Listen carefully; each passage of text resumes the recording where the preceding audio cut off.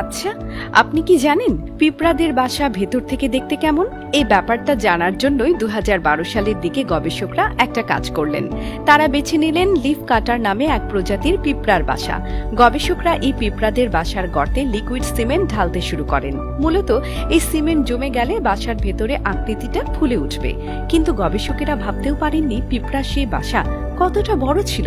Cement দিয়ে পুরো গর্ত পূরণ করতেই গবেষকদের 3 দিন সময় লেগেছিল।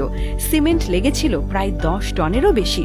সিমেন্ট শুকিয়ে যাওয়ার মাসখানেক পর গবেষক দল মাটি খুঁড়তে শুরু করেন। তবে অবাক করা ব্যাপার হলো, মাটির নিচ থেকে পিঁপড়াদের সে বাসা উন্মোচন করতে গবেষকদের কয়েক সপ্তাহ লেগে গিয়েছিল।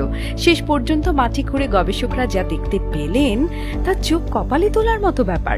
সিমেন্টের কাঠামোটিকে দেখে কোনো আর্কিটেক্টের নকশায় বানানো জটিল কোনো স্থাপনা মনে হতেই পারে, কিন্তু সেটি আসলে ছিল পিঁপড়াদের বানানো জটিল এক কলোনি, যাকে প্রায় গোটা একটা শহরে বলা চলে।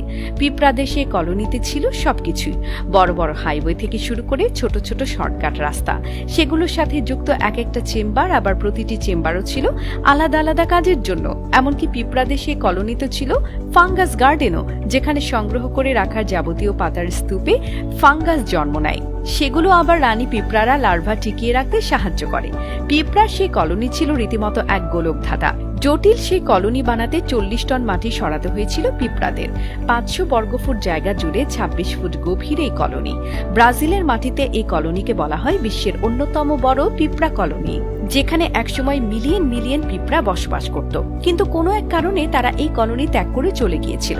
কারণটা কি ছিল তা অবশ্য নিশ্চিত নন গবেষকরা। তবে চীনের মহাপ্রাচীরের সাথে তুলনা করা হয় ক্ষুদ্র প্রাণী জগতের এই বিশাল কলোনিকে। ডিবি বানানোর কাজে পিঁপড়া বরাবরই ওস্তাদ। স্থান ভেদে এসব ডিবি পিঁপড়াদের বসবাস এবং লার্ভা থেকে সন্তান জন্ম নেওয়ার জন্য পরিমিত তাপমাত্রা এবং উপযুক্ত পরিবেশ প্রদান করে। সাধারণত সব ডিবিতেই পিঁপড়ারা মাটি খুঁড়ে অনেকগুলো সুড়ঙ্গ বানায়। অনেক সময় এদের সুড়ঙ্গ প্রায় 20 থেকে 25 মিটার পর্যন্ত গভীর হতে পারে। অনেকে মনে করতে পারেন একটা ডিবির ভেতর কয়েক হাজার পিঁপড়া মিলে আর কয়টাই বা সুড়ঙ্গ খনন করতে পারবে। কিন্তু শুনলে অবাক হবেন, জাপানের হোক্কাইডো দ্বীপে প্রায় 670 একর বিস্তৃত এক পিঁপড়ার কলোনি পাওয়া গেছে, যে কলোনিতে সন্ধান পাওয়া গেছে প্রায় 45,000 সংযুক্ত সুড়ঙ্গের। সেখানে 10 লক্ষ রানী পিঁপড়ার অধীনে প্রায় 360 মিলিয়ন শ্রমিক পিঁপড়া কাজ করেছে।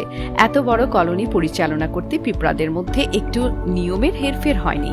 সবকিছু সুশৃঙ্খল এগিয়ে গেছে বছরের পর বছর ধরে।